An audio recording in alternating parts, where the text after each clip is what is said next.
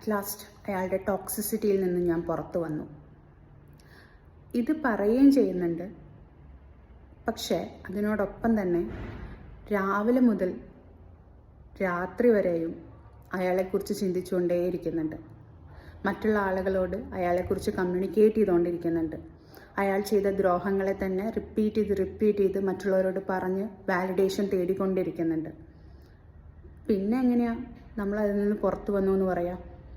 കാരണം ഇപ്പോഴും നമ്മൾ അയാൾക്ക് വേണ്ടി തന്നെയാണ് ടൈം ഇൻവെസ്റ്റ് ചെയ്തുകൊണ്ടിരിക്കുന്നത്.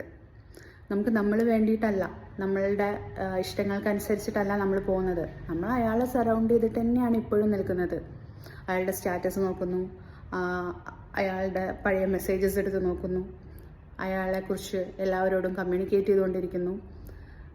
ആ ലൂപ്പിൽ നിന്ന് നമ്മൾ പുറത്തിറങ്ങിയിട്ടില്ല. ഫിസിക്കലി മാത്രം ഒരു ടോക്സിസിറ്റിയിൽ നിന്ന് രക്ഷപ്പെട്ടു എന്നതുകൊണ്ട് നമുക്ക് നമ്മൾ ആഗ്രഹിച്ചതുപോലെയുള്ള ഒരു ലൈഫ് കിട്ടില്ല. അതിന് നമ്മൾ നമ്മളിലേക്ക് ഇൻവെസ്റ്റ് ചെയ്യാൻ തുടങ്ങണം, നമ്മളെ സ്നേഹിക്കാൻ തുടങ്ങണം, നമുക്ക് പ്രൊഡക്റ്റീവായിട്ടുള്ള കാര്യങ്ങൾ ചെയ്യാൻ തുടങ്ങണം.